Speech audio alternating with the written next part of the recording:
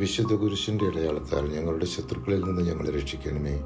ഞങ്ങളുടെ തമ്പുരാനെ, പിതാവിൻ്റെയും പുത്രൻ്റെയും പരിശുദ്ധാത്മാവിൻ്റെയും നാമത്തിൽ ആമേൻ. ജ്ഞാനപുസ്തകത്തിൻ്റെ 3-ാം അധ്യായം നീതിമാന്മാരുടെ ആത്മാവിൻ്റെ മഹത്വത്തെക്കുറിച്ചാണ് സംസാരിക്കുന്നത്. ലോകം അവരെ ശിക്ഷിക്കപ്പെട്ടവരായി കാണുമ്പോഴും ദൈവത്തിൻ്റെ ദൃഷ്ടിയിൽ അവർ സമാധാനത്തിലാണ്. നീതിമാന്മാരുടെ ആത്മാവ് ദൈവത്തിൻ്റെ കയ്യിൽ സുരക്ഷിതമാണ്. മരണവും അവരെ കീഴടക്കുകയില്ല എന്നും മനുഷ്യർ അവരെ ശിക്ഷിക്കപ്പെട്ടവരായി ലോകത്തിൻ്റെ തെറ്റായ ധാരണയുണ്ടായാലും അവർ സമാധാനത്തിലാണ് എന്നും വ്യക്തമാക്കുന്നു. ദൈവം അവരെ പരിശോധിക്കുകയും യോഗ്യരെന്ന് കാണുകയും ചെയ്തു. അല്പകാല ശിക്ഷണത്തിന് ശേഷം അവർക്ക് വലിയ നന്മ കൈവരും. ഉലയിൽ സ്വർണമെന്ന പോലെ അവിടുന്ന് അവരെ ശോധന ചെയ്ത് ദഹനബലിയായി സ്വീകരിച്ചു.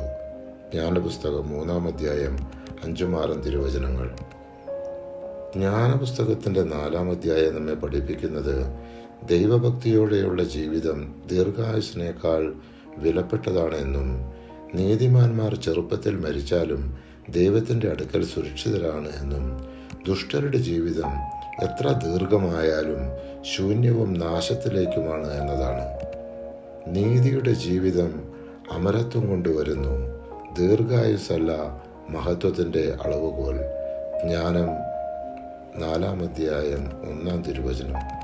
ജ്ഞാനപുസ്തകത്തിൻ്റെ 5-ാം അധ്യായം നീതിമാന്മാരുടെയും ദുഷ്ടരുടെയും അന്തിമാവസ്ഥയെക്കുറിച്ചാണ് സംസാരിക്കുന്നത്. ലോകത്തിൽ ദുഷ്ടർ നീതിമാന്മാരെ പരിഹസിച്ചെങ്കിലും അവസാനം ദൈവം നീതിമാന്മാരെ മഹത്വപ്പെടുത്തുകയും ദുഷ്ടർ ലജ്ജിതരാകുകയും ചെയ്യും. അതുകൊണ്ട് മഹത്തരവും സുന്ദരവുമായ കിരീടം അവർക്ക് കർത്താവിൽ നിന്ന് ലഭിക്കും. അവിടുത്തെ കരം അവരെ രക്ഷിക്കും. അവിടുത്തെ ഭുജം അവരെ കാത്തുകൊള്ളും. ജ്ഞാനപുസ്തകം 5-ാം അധ്യായം 16-ാം തിരുവചനം. പരിശുദ്ധാത്മാവെ, തിരുവചനത്തിൻ്റെ അനന്തശക്തിയാൽ ആത്മാവിൻ്റെ ബലങ്ങളും ദാനങ്ങളും നൽകി തീക്ഷ്ണതയാൽ ഞങ്ങളെ ജ്വലിപ്പിക്കണമേ. ആമേൻ.